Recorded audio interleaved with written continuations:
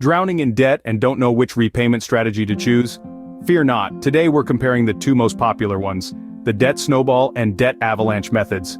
The debt snowball method focuses on eliminating the smallest debts first, while the debt avalanche method prioritizes paying off debts with the highest interest rates. Both strategies have their unique advantages and drawbacks. So, which one will help you climb out of the debt hole faster and more effectively? Stay tuned as we dive into the pros and cons of each method. The debt snowball method is all about momentum. You start by paying off your smallest debt first, regardless of the interest rate. Imagine you're building a snowball, starting with a small handful of snow. As you roll it along, it picks up more snow and grows bigger and bigger. That's exactly how this method works. You begin by tackling your smallest debt. Once that's out of the way, you move on to the next smallest and so on. Each time you pay off a debt, you roll that payment into the next one, creating a snowball effect that can help you see progress faster and stay motivated. But why does this method work? Well, it's all about psychology.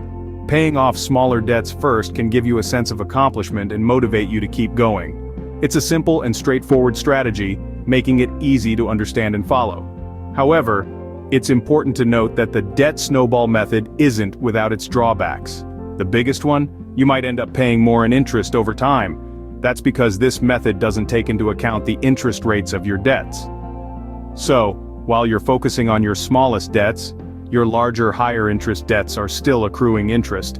This could potentially cost you more money in the long run. Despite this, many people find the debt snowball method to be a powerful tool in their debt repayment journey. By focusing on small wins, it can help you stay motivated and stick with your plan. And at the end of the day, the best debt repayment strategy is the one you can commit to and follow through with. While the debt snowball method can be more motivating, it might cost you more in interest over the long run. But remember, the goal is to get rid of your debts, and any method that helps you do that is worth considering. On the other hand, the debt avalanche method is about efficiency. You prioritize your debts by the highest interest rate. Imagine standing at the peak of a mountain, each step you take representing a payment towards your highest interest debt. Your aim is to trigger an avalanche that will reduce the mountain of debt to a manageable hill. The debt avalanche method is like a game of chess, where strategic moves are key. You focus on the biggest threat first, the debt with the highest interest rate. Once you've tackled this, you move on to the next highest and so on. It's a calculated approach that requires discipline and foresight. Now let's talk about the advantages of this method. First and foremost, the debt avalanche method can save you a significant amount on interest over time. This is because you're tackling the debts that are growing the fastest due to high interest rates. It's an economically efficient strategy that can leave more money in your pocket in the long run. Another advantage is that it can potentially lead to a quicker overall debt repayment, especially if your highest interest debts also have large balances.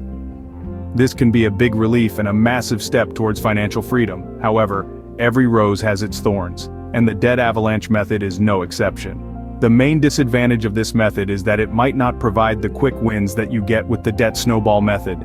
Paying off a large, high-interest debt can take time, and it can sometimes feel like you're not making progress, especially in the early stages. This method requires patience and perseverance. It's not for the faint of heart, but for those who can stick it out, the rewards can be substantial. It's like climbing a mountain. The journey might be tough, but the view from the top is worth it. In conclusion, the debt avalanche method is a strategic and efficient way to tackle debt. It's a long-term game that focuses on minimizing interest and maximizing savings. The debt avalanche method can save you more on interest, but it might not give you that quick win you need to stay motivated. So, how do these two methods compare? Well, both the debt snowball and debt avalanche methods focus on aggressively paying off one debt at a time, while making minimum payments on the rest. They both can be effective when followed consistently, acting as structured plans to help you break free from the chains of debt. However, the key difference lies in the order of paying off debts. The snowball method urges you to start with the smallest debt, offering immediate wins and that psychological boost of accomplishment. On the other hand, the avalanche method prioritizes the highest interest debt, potentially leading to long-term savings, but might not offer the quick satisfaction of paying off a debt. So, which one should you choose? Well, it really depends on your personality and what motivates you. If you're someone who thrives on immediate wins, the snowball method could be for you.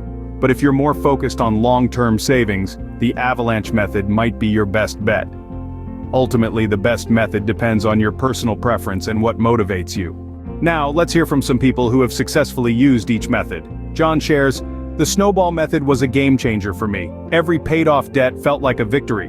While Maria states, "The avalanche method saved me so much in interest. It required patience, but it was worth it." Both methods have their merits. The important thing is to stick to your chosen strategy. So which method do you think would work best for you? Drop your thoughts in the comments below, and don't forget to like, share, and subscribe for more financial tips.